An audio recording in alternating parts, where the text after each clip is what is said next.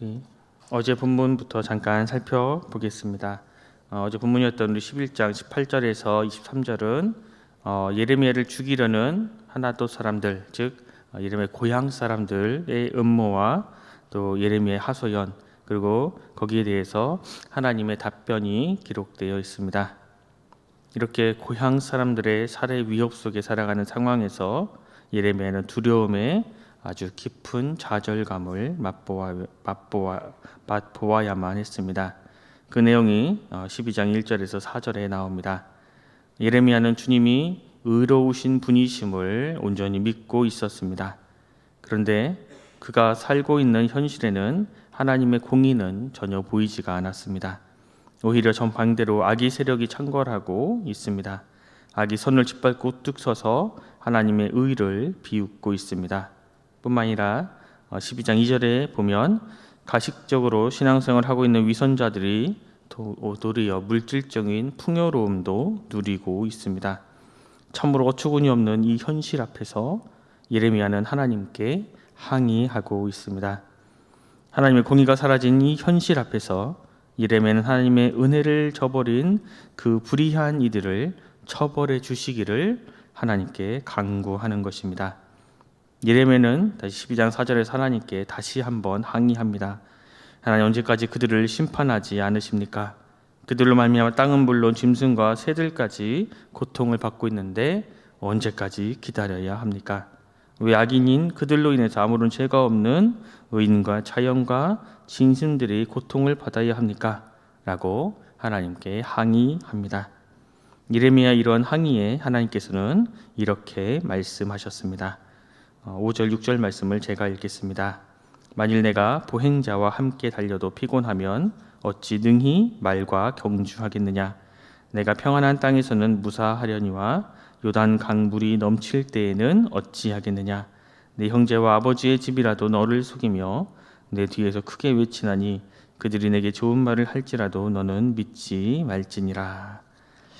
하나님을 원망하는 그 예레미야의 말에 대해 하나님은 예레미야 수고했다. 네가 참으로 시리에 빠져 있구나. 하지만 나는 너와 언제나 함께 하고 있다.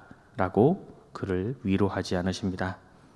그가 처한 현재의 어려움을 보행자와 함께 달리는 것으로, 평안한 땅에 있는 것으로 비유하십니다. 말과 경주한다라는 것은 앞으로 그가 처할 어려움이 지금보다 더욱 훨씬 크다는 의미입니다. 앞으로 닥칠 어려움은 마치 우기에 모든 것을 집어삼킬 듯이 흐르는 범람하는 요단강과도 같다라고 말씀하십니다. 지금 고향 사람들이 너를 죽이려고 위협한다고 벌써 지쳐 쓰러지느냐? 앞으로 내 형제나 내 아버지 집이 너를 속이고 너를 죽이라고 소리 지를 건데 벌써 이런 소리를 하면 어떡하냐? 먼저 앞으로의 사역에 대해 각오를 새롭게 다지게 하셨습니다. 이렇게 새롭게 각오를 다진 예레미야는 이후 40년 동안 말과 경주하는 삶을 살면서도 결코 지쳐 쓰러지지 않았습니다. 담대하게 하나님의 말씀을 전한 예레미야는 매를 맞고 작고의 채와 물 없는 웅덩이에 던져지는 그러한 어려움에 처하게 됩니다. 바벨론의 침입으로 예루살렘은 파괴되고 이스라엘 백성들은 죽거나 포로가 되어 끌려갔습니다. 그같은 참으로 어려운 상황, 힘든 상황에서도 예레미야는 하나님을 원망하지 않고 하나님의 백성으로 또 자신에게 맡겨진 사역을 완수했습니다. 이렇게 예레미야에게 각오를 새롭게 다짐시키신 하나님은 앞으로 이스라엘에게 닥칠 일에 대해 말씀하십니다. 우리 본문 7절 말씀을 함께 읽겠습니다. 12장 7절 말씀을 함께 읽겠습니다. 내가 내 집을 버리며 내 소유를 내던져 내 마음으로 사랑하는 것을 그 원수의 손에 넘겼나니. 이 세상에 자기 집을 내버리는 사람은 없습니다. 가끔 다 풍성히 수확해야 할 논을 갈아엎는, 어쩔 수 없이 갈아엎는 농부들이 있습니다.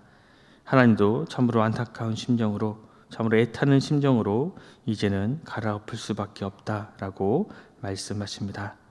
그런데도 하나님 끝까지 내 집, 내 소유, 내 마음으로 사랑하는 것이라고 말씀하십니다. 갈아엎겠다고 말씀하시면서도, 밭에 불을 지르겠다고 하시면서도 내 사랑하는 것들을 원수의 손에 넘겨주겠다 말씀하십니다. 참으로 안타까운 애타는 하나님의 심정이 느껴집니다. 참으로 피눈물 나는 하나님의 심정입니다.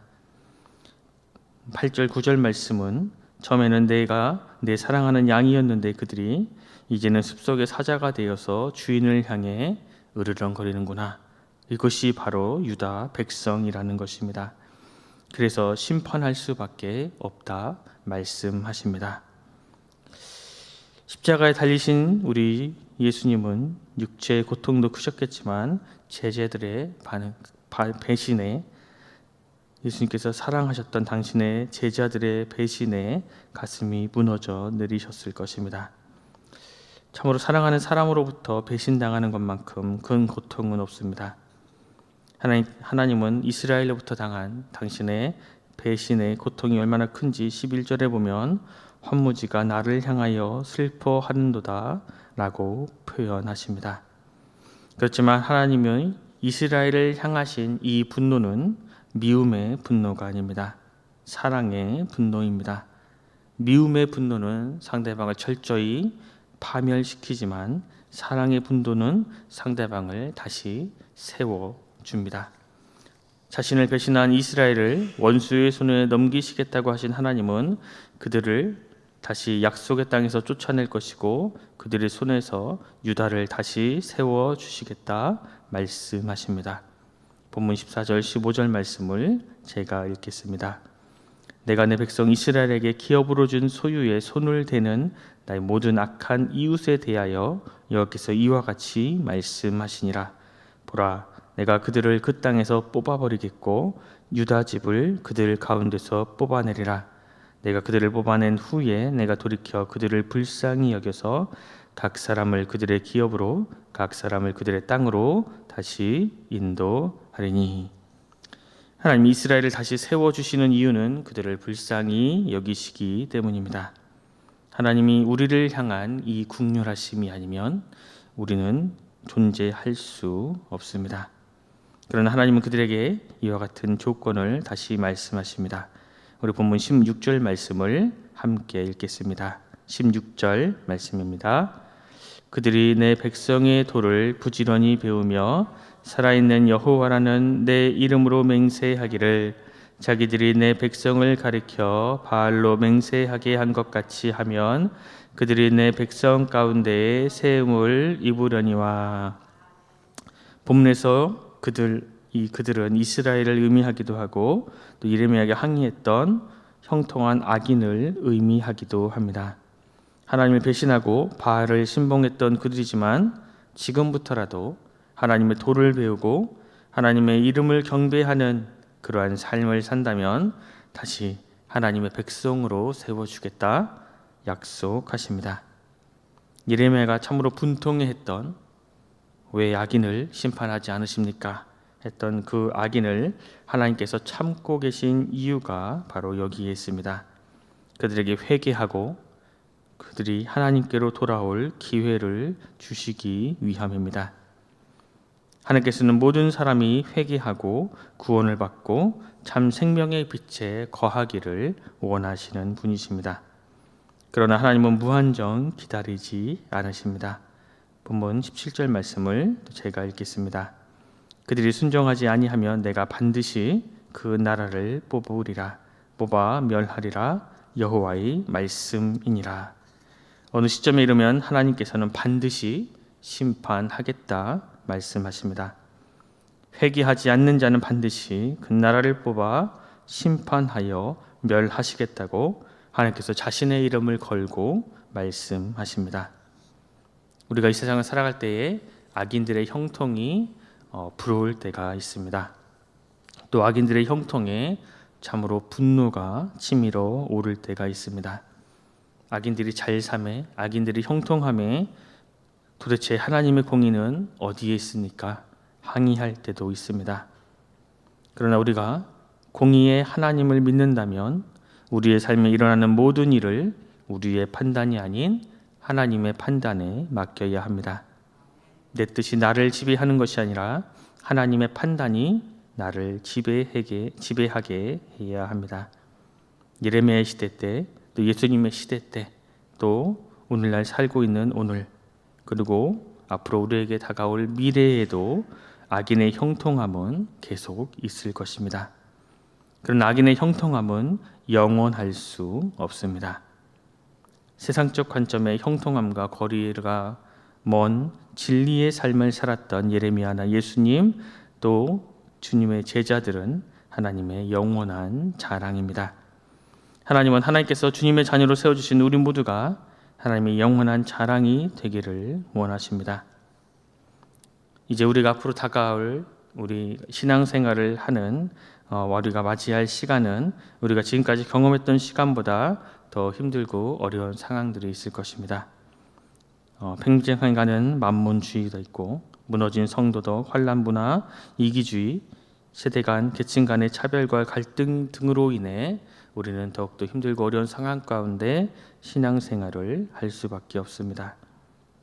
그런데 주님께서는 조금 더 편하고 조금 더 쉬운 그 삶의 자리에 안주하려는 우리들에게 각오를 새롭게 할 것을 오늘 말씀을 통해 권면하십니다. 세상을 향한 나의 판단, 나의 생각을 내려놓고 공의의 하나님을 믿고 의지하라고 말씀하십니다. 겟세마네 동산에서 우리 주님은 자신의 뜻이 아닌 하나님의 뜻에 순종하셨습니다. 하나님의 뜻에 순종하여 인류를 구원하시기 위해 기꺼이 십자가에 달려 죽으신 예수님을 하나님께서는 부활시키셨습니다. 이렇게 부활하신 주님을 믿는다는 것은 주님께서 약속하신 영원한 하나님 나라를 믿는 것입니다. 하나님 나라는 미래에 닥쳐올 그 나라를 의미하는 것만이 아닙니다. 하나님의 나라는 하나님과 함께하는 과거, 현재, 미래 모든 시간을 의미합니다. 또 하나님의 나라는 하나님과 함께하는 모든 공간을 의미합니다. 다시 말해 우리가 주님과 함께하는 모든 시간, 모든 공간은 영원한 하나님의 나라입니다. 그리고 우리는 우리가 속한 곳에서 하나님의 나라를 세워가는 그러한 믿음의 백성들이 되어야 하는 거룩한 의무가 있습니다. 우리가 오늘을 살아갈 때에 내 뜻, 내 마음으로 살아가는 것이 아니라 언제나 우리와 함께 해주시고 언제나 우리를 인도해 주시는 우리 하나님, 또 나를 위해 죽으시고 부활하신 주님을 믿고 의지하며 주님의 뜻에 순종하며 또 하나님의 말씀에 순종하며 하나님의 말씀에 또 하나님의 뜻을 묻고 나아가는 그러한 믿음의 백성들 될 수 있기를 간절히 소망합니다. 기도하겠습니다.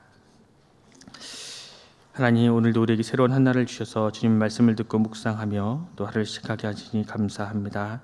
주님, 정말 우리가 이 세상 살아갈 때에 악인의 형통함에 도대체 하나님이 어디 계십니까? 하나님의 공의가 어디에 있습니까? 하나님을 원망하면서도 우리 속으로는 그들의 삶을 부러워했던 우리의 어리석음을 용서하여 주시옵소서. 하나님의 말씀으로 살아가기보다는 우리의 판단을 더 믿고 하나님의 뜻을 묻기보다는 내 뜻대로 살아갔음을 주님 용서하여 주시옵소서. 하나님의 오래 참으심으로 오늘 우리가 있게 되었음에도 불구하고 우리의 이웃을 주님의 사랑으로 품지 못하고 미워하며 밀어냈음을 주님 용서하여 주시옵소서. 주님, 이 시간 우리의 뜻과 판단을 온전히 내려놓고 하나님의 뜻과 하나님의 마음, 하나님의 판단으로 우리가 이 세상을 살아갈 수 있도록 주여 우리를 인도하여 주시옵소서. 오직 주님의 말씀만이 우리의 삶을 지배할 수 있도록 주님 우리를 인도하여 주시옵소서. 주님과 함께 달려가는 하나님 나라의 백성으로 살아갈 것을 새롭게 결심하며 온전히 하나님의 뜻을 묻고 하나님의 말씀에 순종하는 믿음의 백성들 되게 하여 주시옵소서.